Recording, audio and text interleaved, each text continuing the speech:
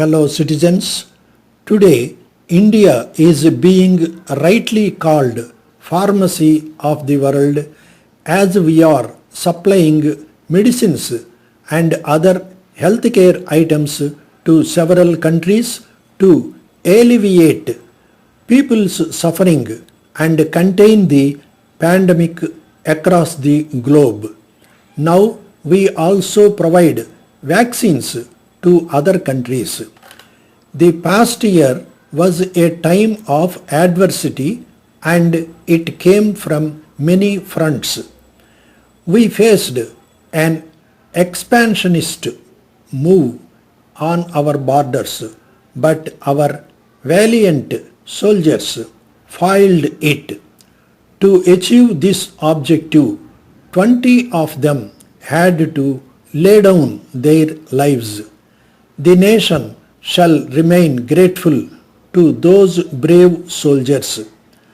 Though we reiterate our commitment to peace, our defense forces, Army, Air Force and Navy are adequately mobilized in a well-coordinated move to thwart any attempt to undermine our security. Our national interest will be protected at all costs. We have also ensured a widespread understanding in the international community of India's firm and principled stand. India is moving forward and taking its rightful place in the world.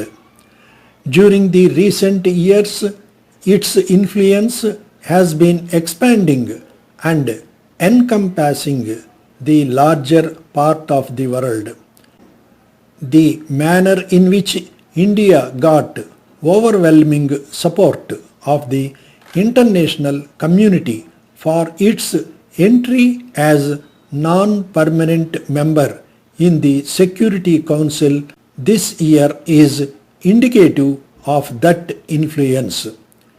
The quality of our engagement with leaders across the world has enhanced manifold. India, with its vibrant democracy, has rightfully earned its respect as a responsible and trustworthy nation. We would do well to keep reminding ourselves of our constitutional mantras. I have said this before, but I will repeat that we should make it a part of our daily routine to meditate upon the life and thought of our Father of the nation. We must make all efforts to wipe tears from every eye. Equality is the watchword for the great project of our republic. Social equality warrants dignity for each one of us, villagers, women and weaker sections of our society. Economic equality entails equal opportunity for all and hand-holding for the downtrodden. Acts of helping fellow human beings expand our capacity for empathy. In our collective path ahead, fraternity is our moral compass.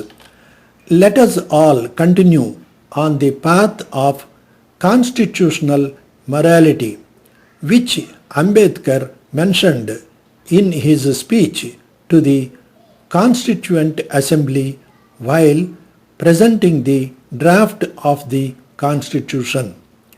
He clarified that constitutional morality means supremacy of the values enshrined in the Constitution. As we are set to celebrate the anniversary of our republic, I am thinking of our brothers and sisters abroad, our diaspora, is our pride. Indians abroad have succeeded in different walks of life, some rising to high levels of political leadership, some contributing to science, arts, academics, civil society, and business, each bringing laurels to their new homelands and also to India. Republic Day greetings to you from the land of your ancestors. My greetings to the members of the armed forces, paramilitary forces, and the police who usually celebrate festivals staying away from their families. My special greetings to all of them. I once again congratulate you all for the Republic Day. Thank you. Jai Hind.